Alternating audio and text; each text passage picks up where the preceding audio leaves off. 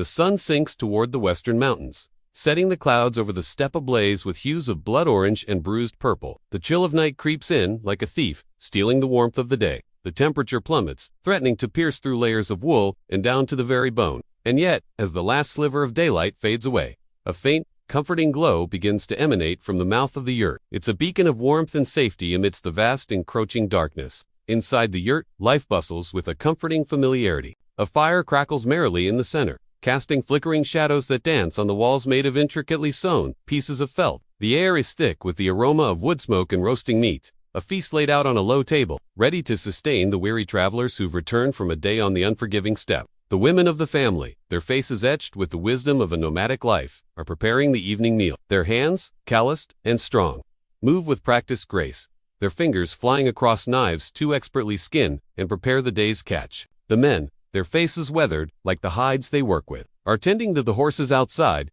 ensuring they're safe for the long night ahead. Children, their laughter echoing with the innocence of youth, are playing a game on the felt carpet, their tiny voices providing a sweet counterpoint to the rhythmic crash of the fire. As night deepens, the family huddles together around the fire, sharing stories and laughter. The older members of the family, their eyes twinkling with age, recount tales of their youth, of battles fought and won and losses endured. The younger ones listen, enthralled, their imaginations running wild with images of bravery and daring do. The night is filled with the murmur of voices, the clink of wooden cups, and the occasional bark of a dog, all blending together into a symphony of nightly contentment. Outside, the wind whispers a lonely tune across the steppe, carrying with it the haunting cry of an owl. The temperature drops further, but inside the yurt, life continues its cozy rhythm. Sleep, however, is a luxury few can afford. The youngest, too spirited to be contained by their blankets, are tossing and turning. The adults, burdened by responsibilities, find their minds too active to embrace slumber. All around, the yurt is alive with a gentle restlessness, a stark contrast to the peace that reigns supreme outside the tent. One by one, though eyelids grow heavy, and the sounds of the night slowly fade into a comforting background hum, dreams begin to take hold, carrying the inhabitants of the yurt to faraway lands where horses gallop freely and eagles soar high above the endless steppe. The fire, now reduced to glowing embers, continues to cast its warm glow, silently witnessing the peaceful tableau before it. In the flickering light, the family seems to glow, their features soft, their breaths mingling with the smoke curling towards the top of the yurt. The night is far from still. The wind outside is growing bolder, whipping across the steppe and rattling the yurt's felt walls. But inside the warm embrace of the tent, life is still. The Mongolian night, with all its chilling vastness, holds no terrors here. For within this humble abode, there is more than enough warmth to go around. A shooting star streaks across the night sky, leaving a fleeting trail of light in its wake. If seen, it would be a sign of good fortune, a celestial omen whispered about in hushed tones around campfires on nights like this. Now, picture yourself a traveler, making your way across the vast emptiness of the Mongolian steppe. The sun beats down relentlessly, baking the earth and making the air shimmer with heat. In the distance, the horizon seems to melt into a hazy blur, offering no clear direction, no comforting landmarks. You ride atop a sturdy horse, your body bearing the aches and pains of days spent in the saddle. Your face, weathered and wind-beaten, reflects the harsh beauty of the landscape As the sun climbs higher, your thirst becomes a constant companion, a burning reminder of the water you desperately need. Yet you ride on,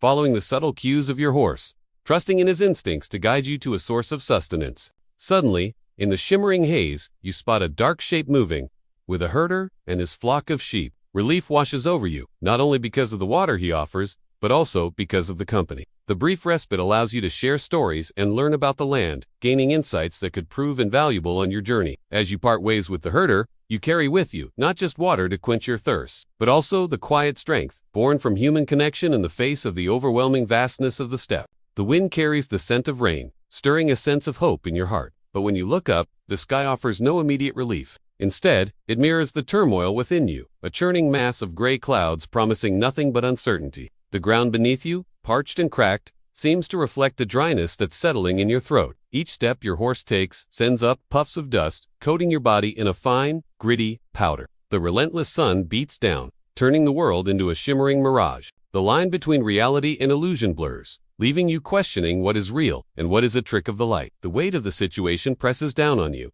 a heavy cloak stifling your movements, weighing you down. You feel exposed, vulnerable, at the mercy of a sky that offers no solace. Then in the midst of this torment, a glimmer of change appears. A lone bird takes flight, soaring effortlessly against the backdrop of the stormy sky. Its presence, though solitary, offers a silent promise of resilience and endurance in the face of hardship. As you continue your journey, the bird becomes a beacon, guiding you through the arid landscape, and with each flap of its wings, it stirs a renewed sense of hope within you. You reach a riverbank, a ribbon of silver, winding its way through the parched land. But your relief is short. The water's surface is a battleground, a chaotic mix of ice, mud, and open water. The banks are a treacherous mess, a slippery, muddy slope leading down to the tumultuous flow below. But the struggle to get to the river's edge is worth it. Once on the bank, the world seems to slow. The sight of the struggling river, battling to maintain its flow in the face of the harsh environment, fills you with a strange sense of calm. The sound of rushing water mingles with the cries of birds, creating a melody that speaks of life enduring against all odds. Here at the river's edge,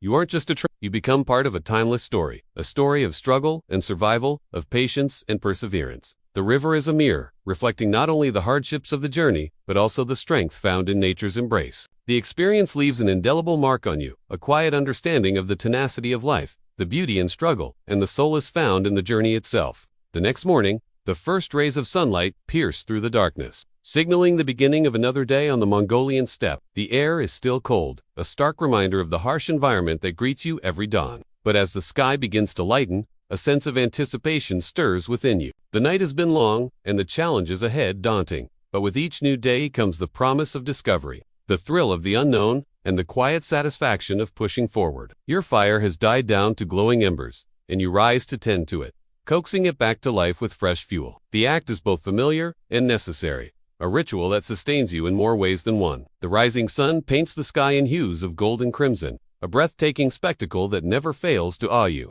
It's a moment of stillness, a pause in the relentless journey, allowing you to appreciate the grandeur of the natural world that surrounds you. Your nomadic life is a tapestry, woven with threads of hardship and beauty, challenge and wonder. It's a testament to the resilience of the human spirit, your own included, and the unbreakable bond you share with the land and the people who call it home. The steppe stretches before you, vast and unending, a silent witness to your journey. And as you take your first steps into the light of a new day, you know that you are more than just you are a seeker, a survivor, and a storyteller. The road ahead may be long and arduous, but with each step, you carry with you the quiet strength of those who have walked this path before you, finding comfort in the footsteps that have marked the way. Imagine nights settling over the steppe, the sky a deep velvet scattered with cold, indifferent stars. The land stretches in all directions, treeless and wide, undulating in gentle swells beneath a restless sky. The air is sharp and brisk, biting at exposed skin and finding its way through every seam and fold of your clothing. You duck into the low entrance of a yurt, a circular tent of thick felt and wooden poles, the heart of Mongol life. Inside, the air is warmer, but thick with the scent of wool, smoke, and animals. A single fire smolders in the center, sending its breath skyward through a small hole at the yurt's peak. It is both comfort and challenge, the only source of heat, yet never quite enough to erase the chill that creeps along the floor. The smoke drifts lazily, swirling in eddies, settling into furs and hair, leaving behind a gentle, lingering haze. You find your place along the curved wall, between bundles of clothing and sacks of dried meat. The ground beneath the rugs is hard and uneven. You arrange yourself for sleep wrapped in layers of sheepskin and thick woven blankets. The weight of clothing, a barrier against the cold that presses in from all sides. True sleep does not come easily here. The wind rattles the felt walls, playing a low, endless song that seems to echo the rhythm of distant hooves and the movement of unseen herds. At times, the yurt creaks, shifting subtly on its wooden frame as the air grows restless. The day's exhaustion settles into your muscles. The ache from riding, the burn in your arms from chopping wood or carrying water, the soreness from hours spent milking animals or mending harnesses. Each task is necessary, each a small part of the quiet struggle for survival. Night on the steppe is not silent. You hear the gentle snorts and shifting bodies of horses, the muffled grumble of sheep, and, at times, the far-off howling of wolves. Sometimes, you wake to tend the fire, to adjust a sleeping child's blanket, or to check the latch at the door, wary of both animal and human intruders. The rhythm of your nights is broken and shallow, stitched together from moments of rest interrupted by the needs of the camp and the relentless call of the elements.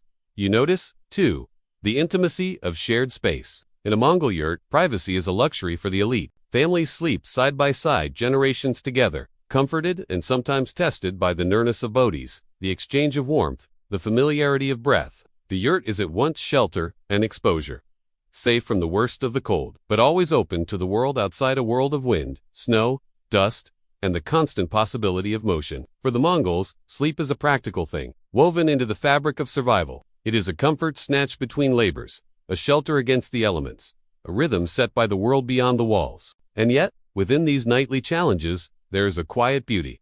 The glow of coals beneath a kettle, the hush of soft voices sharing stories, the peace that comes from knowing that, even here, in a world of hardship, you are not alone. As dawn begins to creep across the sky, painting the canvas of the steppe in pale blue and pink, you rise rested or not ready to meet another day. In this world, sleep is not an escape, but another part of the constant struggle, a rhythm, as ancient as the land itself. Now that we've got the feel of the yurt, let's dive into its structure. But I must warn you, even with my guide, the details may get a bit tricky. So if you need to pause and think, go ahead.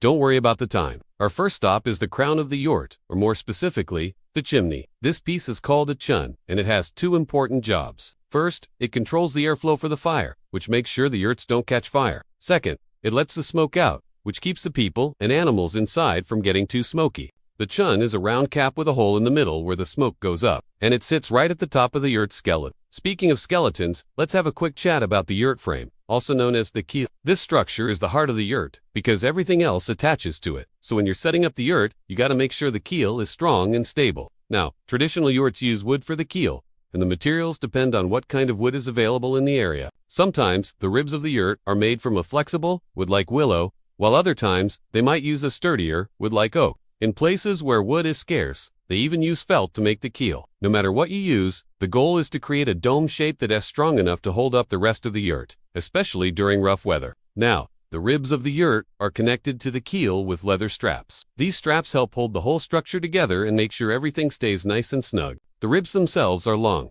curved pieces of wood or felt that form the main part of the yurt's dome. They're arranged in a circle and they connect to the keel to create that essential round shape. Between each pair of ribs, there's usually a short piece of wood called a spacer. This helps keep everything nice and tight and make sure the ribs stay in place. Now, let's talk about the wall structure of the yurt, which is made up of two parts, the lattice and the wall frame. The lattice, also known as the wind catcher, is a lattice-like structure that goes between the ribs of the yurt. It is made from thin strips of wood or felt, and it helps hold up the yurt's roof. Plus, it gives the wall some extra support. Then there's the wall frame. This frame is made from smaller pieces of wood or felt that are nailed or tied together. The wall frame is attached to the keel and the lattice, and it creates the overall shape of the yurt wall. The most common type of yurt wall is made from felt. Felt is a thick, sturdy material that's made from wool. It's perfect for yurts because it's waterproof, windproof, and keeps the temperature inside the yurt nice and cozy. The felt is stretched over the wall frame, and then it's tacked in place with wooden pegs. To keep the yurt looking good and lasting a long time,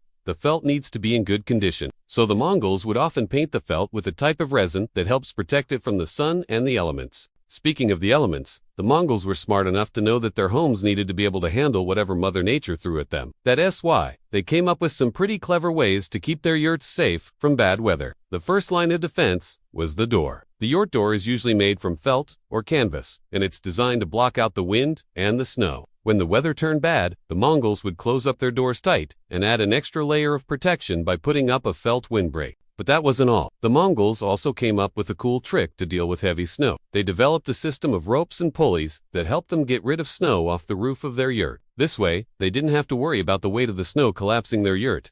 Yurts are amazing, aren't they? They're strong, flexible, and can withstand crazy weather conditions. The Mongols knew how to build some seriously impressive structures. In the next episode, we'll leave the warmth of the yurt and step out into history, following the footsteps of one who mastered this world as no other had before, Genghis Khan, master of the steppes. So do you forget to subscribe and hit the bell notification, so you won't miss our next meeting. Until then, my friends, farewell. As the pale light of morning stretches across the horizon, you find yourself among a people accustomed to movement and change. The rhythm of their lives is slow but unyielding, measured in migrations, in the turning of the seasons, in the tireless care of animals, and the patient endurance of cold and hunger. Within this landscape, one figure stands out, not only for his ambition but for his extraordinary ability to bend the patterns of nomadic life to his will. Tonight, we will trace, gently and without hurry, the rise and struggles of Genghis Khan, known to his people as Temujin, the master of the steppes. Let's step back, shall we? Imagine, if you will, the world into which Temujin was born. The Mongol plain is a place of stark contrasts.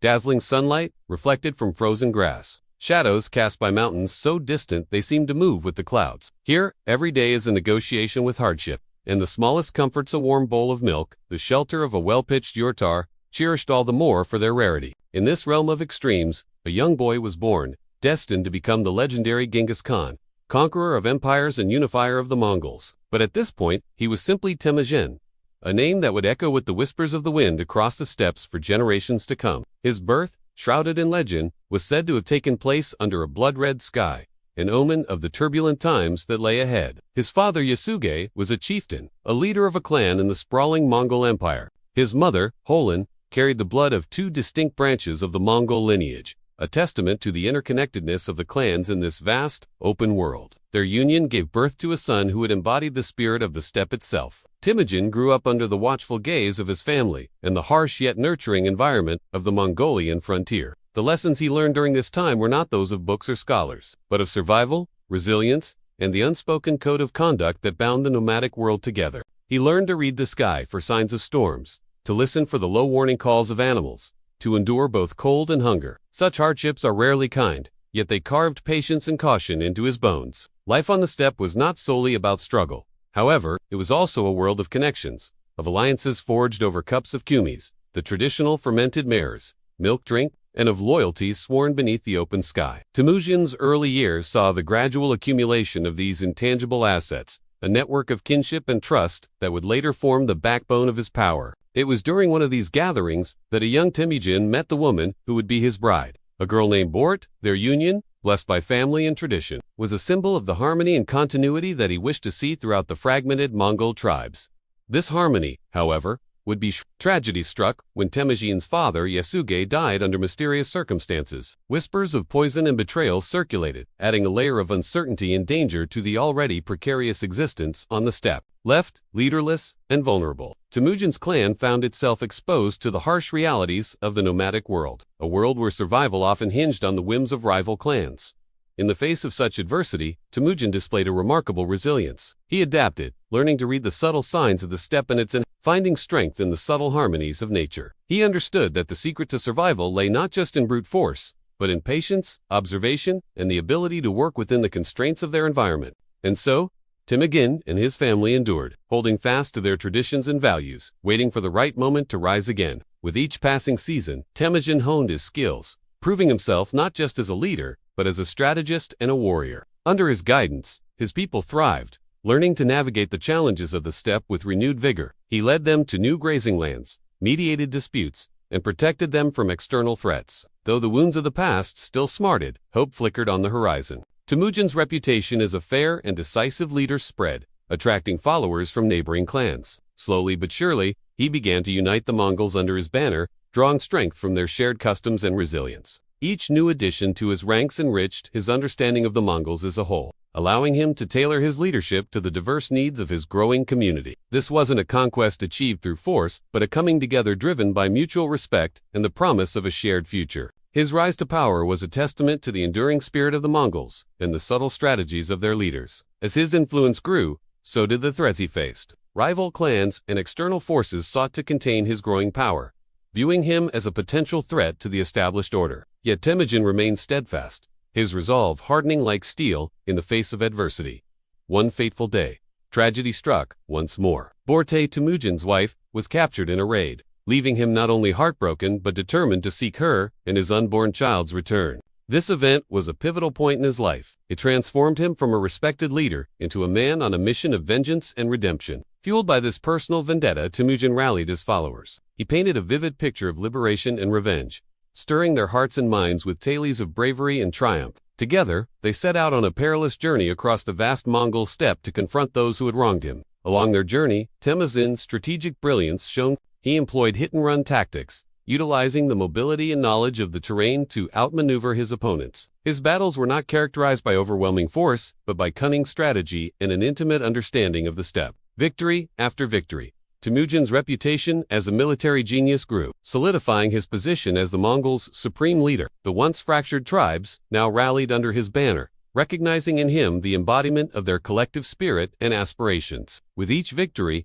the odds of recovering Borte seemed to dwindle. Yet Temujin refused to give up. He pressed on, driven by an unwavering determination to bring his wife and child back home. This unwavering tenacity became a defining characteristic of his leadership.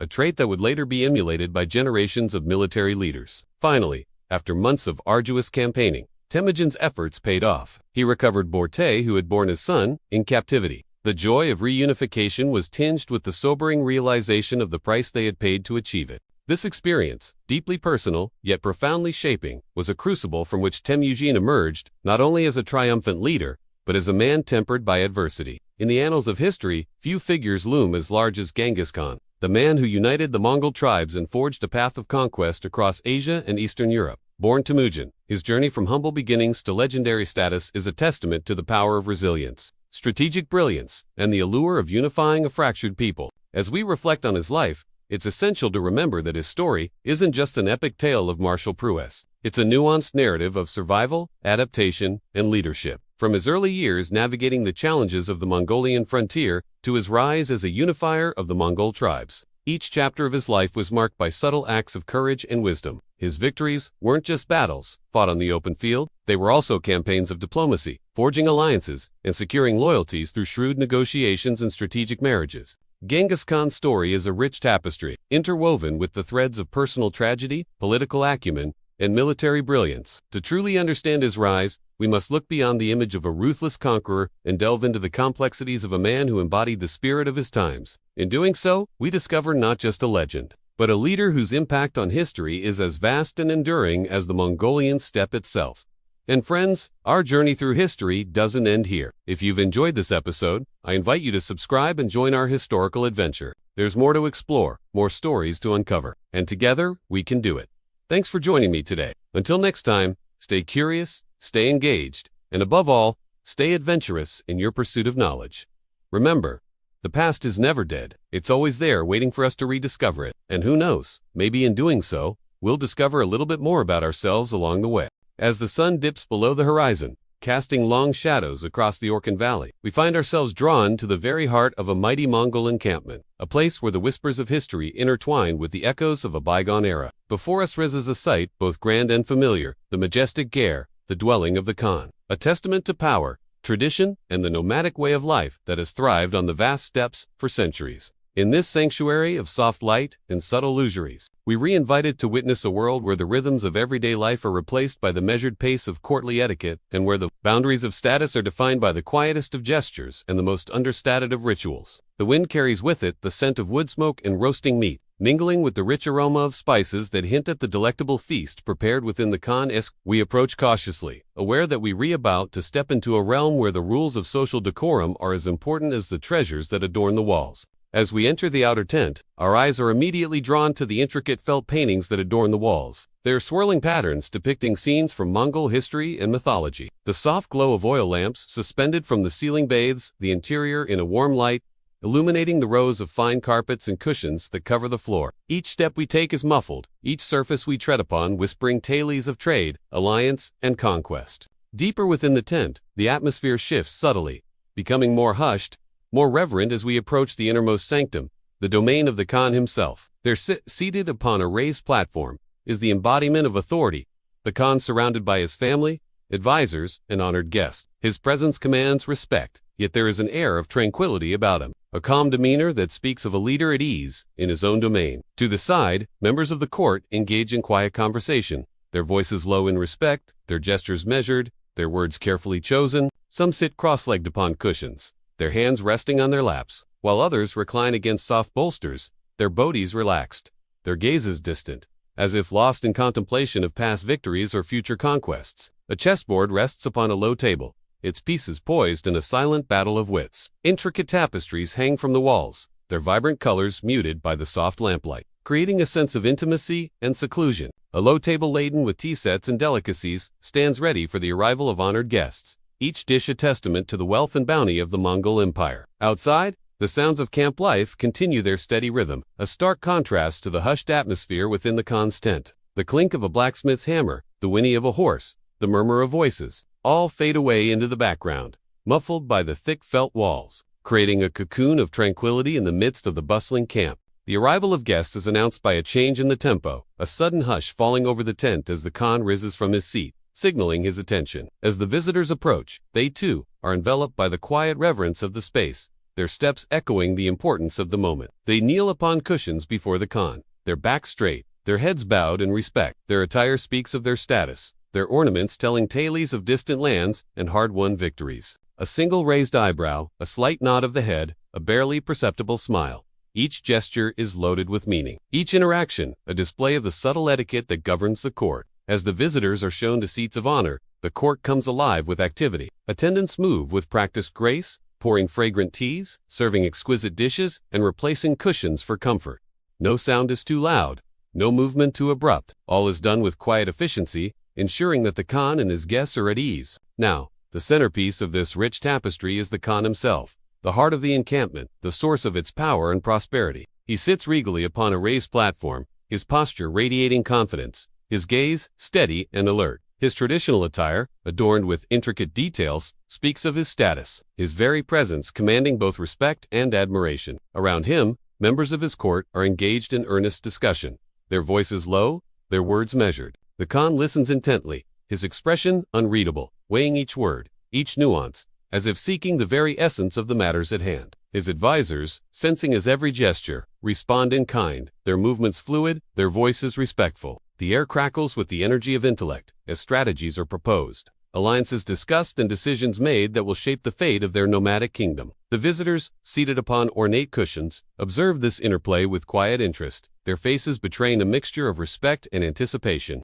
They, too, have come to this Ger not only as supplicants, but as participants in a timeless ritual of Amidst this solemn assembly, a young scribe diligently records the proceedings, his brush moving swiftly across the parchment, preserving every word, every nuance for posterity. Time seems to slow within the tent, the quiet rustle of silken leather, serving as a reminder of the preciousness of each moment. And then, as if to underscore the grandeur of the setting, a shaft of sunlight pierces through the tent's opening, illuminating dust motes dancing in the air, creating a spectacle of light and shadow that seems almost ethereal in its beauty. It's a fleeting moment, yet it lingers in the minds of those present, a reminder of the ephemeral nature of such gatherings, of the preciousness of this unique way of life amidst the vast expanse of the steppes. We stand at the edge of the enclosure, silently observing this intricate ballet of power and tradition. As the sun begins its slow descent, casting long shadows across the valley, we feel a profound sense of awe and respect for this enduring culture, its traditions and its people. Soon, the rhythm of life within the Ger shifts once again. The discussions subside, giving way to the soft murmur of evening greetings and farewells. The visitors, their business concluded, prepare to depart, their steps measured, their bows and courtesies executed with precision. The Khan, rising from his throne, sees them off with a quiet dignity, his presence commanding respect, yet his demeanor unchanged. As the last visitor disappears beyond the tent's opening, the atmosphere within the Ger begins to relax slightly, the tension of the day easing away like mist before the morning sun. Family members and close advisors now gather closer to the Khan, their voices dropping to hushed tones as they discuss matters both personal and political. Strategies for upcoming campaigns are mentioned in passing. Family news is shared with gentle smiles. And as the stories unfold, we catch glimpses of a more intimate side of the Khan, a man amidst the trappings of his power, yet forever bound to the traditions and values of his nomadic heritage. With the coming of dusk, the fire in the center of the Ger is stoked, casting flickering shadows that dance across the tent's interior, creating an ambience of warmth and intimacy. The aroma of spices mingles with the crackle of burning wood, enveloping the space in a rich, inviting fragrance. The Khan, seated comfortably now, leans back upon plush cushions, his gaze distant, lost perhaps in memories of past adventures or plans for the future. His family members and advisors do likewise, forming a tableau of relaxation after a day of duties and obligations. As the night deepens, the conversation turns to matters of entertainment. Musicians are summoned,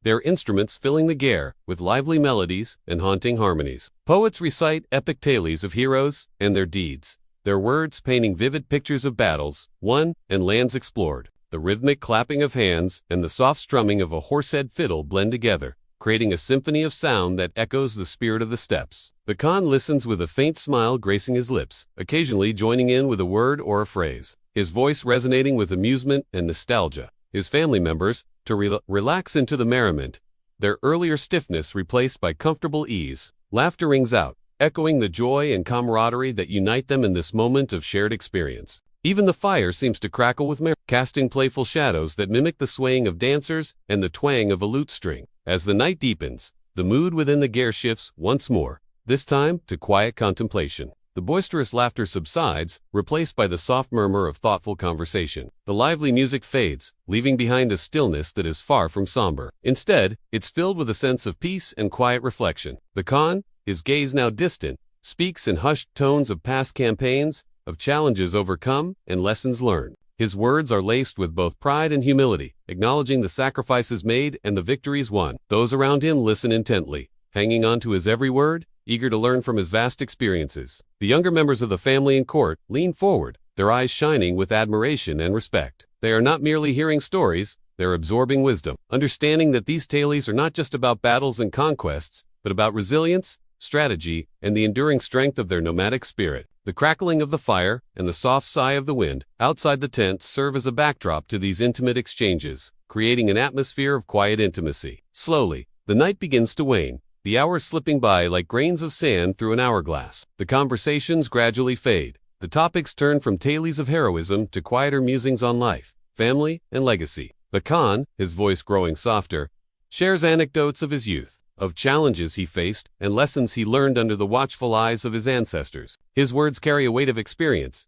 each phrase a testament to a life well lived, full of both triumph and tribulation. As the first hints of dawn begin to paint the sky, the atmosphere within the ger shifts. Once again, the hushed voices grow quieter. The eyes that were bright with youthful enthusiasm now hold a touch of wistfulness, understanding that the end of the night is upon them. Still, there's a sense of satisfaction, a feeling that the stories shared have not just entertained, but educated, bonding the generations through shared narratives and unspoken understanding. As the night draws to a close, a profound sense of contentment settles over the ger. The embers in the hearth glow softly, mirroring the peaceful expressions on the faces gathered there. The lessons of the past, the joys of the present, and the hopes for the future have intertwined, creating a tapestry of emotions that is as rich and complex as the nomadic life itself. In this place of quiet contemplation, the boundaries between ages seem to blur. The young and the old find common ground in the stories that have echoed within this ger, tales that have shaped their identity and given meaning to their existence on the vast canvas of the steppes. And as the first rays of sunlight peek over the horizon, bathing the valley in hues of rose and gold, we find ourselves on the cusp of a new day, ready to face whatever challenges and triumphs it may bring, fortified by the wisdom of the past and the promise of unity that echoes in the heart of the ger. The wind whispers through the Orkan Valley, carrying with it the fading echoes of a bygone era. The image of the Khanskare, with its soft lamplight, hushed conversations, and the gentle rustle of tradition, lingers in our minds. We've witnessed the subtle dance of power and decorum, the quiet strength of the nomadic way of life, and the profound sense of community that binds the people of the steppes together. As we reflect on the journey through this magnificent world, we're reminded of the resilience and adaptability of the human spirit, the enduring allure of nomadic traditions, and the timeless wisdom that echoes in the heart of the Khan's tent. The story of the people of the steppe lives on, carried by the wind across the endless expanse of the horizon. As the night deepens and our journey across the Mongolian steppe draws to a gentle close, let the images and quiet rhythms of this distant world linger softly in your mind. You have traveled through windswept grasslands and chilly dawns, nestled in smoky yurts, and listened to the stories of those whose lives were shaped by resilience, endurance, and the persistent search for comfort amid challenge. You have met the ordinary herder shaped by the constant motion of camp and herd, warmed by fire and family, ever alert to the moods of wind and weather. You have walked alongside Genghis Khan, whose quiet patience and steady leadership turned hardship into strength, binding scattered tribes into an empire. You have wandered the riverbanks and hidden ruins of the Orkan Valley, tracing the faint echoes of lives carved in stone and the mysteries that sleep beneath the grass. And you have glimpsed a rarefied world within the Khan's tent, where power, hospitality, and ritual combine to create an atmosphere of calm, understated splendor. Through each segment, the quiet heartbeat of the steppe endures, rhythm as old as memory, as constant as the horizon. The Mongol world is a place where struggle and peace exist side by side,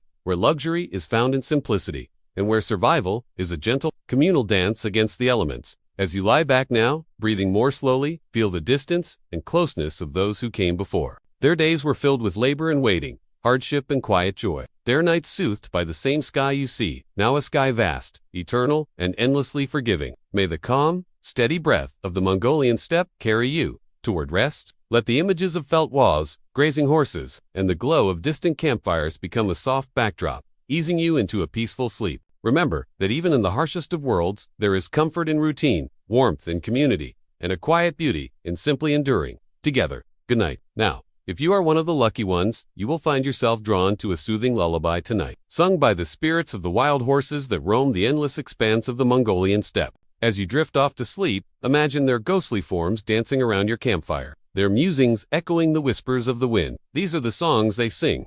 From the hollow of my hand, a tiny flame flickers, casting dancing shadows on the canvas walls of our yurt. Outside, the Mongolian steppe stretches, dark and silent. Now the rhythmic crackle of the fire is the only sound that dares break the quiet. With each passing moment, the night deepens. It feels like the whole world is holding its breath, listening intently to the tales I'm about to tell you. The first song drifts to us on the wind, a haunting melody played on the morin kur, a traditional horsehead fiddle. Imagine the bow gliding over the strings, mimicking the whinny of a lonely horse calling out to its herd across the endless plains.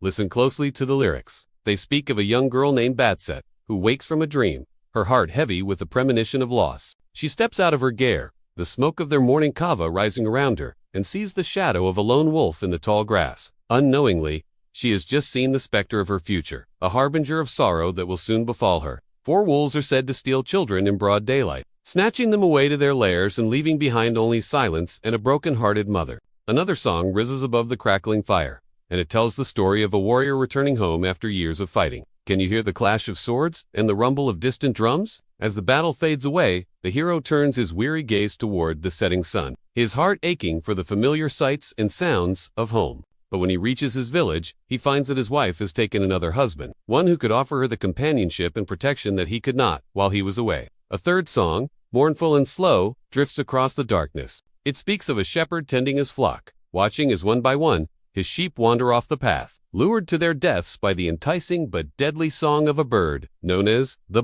Bogdanov, meaning Lord. The bird's call is said to be so alluring that shepherds often abandon their flocks to follow its song, never to be heard from again. And finally, as the embers of our fire begin to glow orange in the darkness, we hear the tale of 2 lovers separated by circumstance and reunited only in death. Can you hear the clink of glasses and the murmur of polite conversation? 2 lovers meet at a party in the city, drawn to each other's eyes across the crowded room. Despite their family's disapproval, they vow to meet secretly under the shade of an old apricot tree. But alas, their tryst is discovered, and the girl is forced to flee, leaving the young man behind with only the memory of her scent on his sleeve. Years passed, and now a soldier, he travels far from home, haunted by the ghost of his lost love. When he returns, the apricot tree marks the spot where they once pledged their eternal devotion, and as he leans against its rough bark, the soldier removes his helmet and dies, finally reuniting in death with his one true love. Each song tells a story of love and loss, bravery and fear, of life and death on the edge of the wild frontier.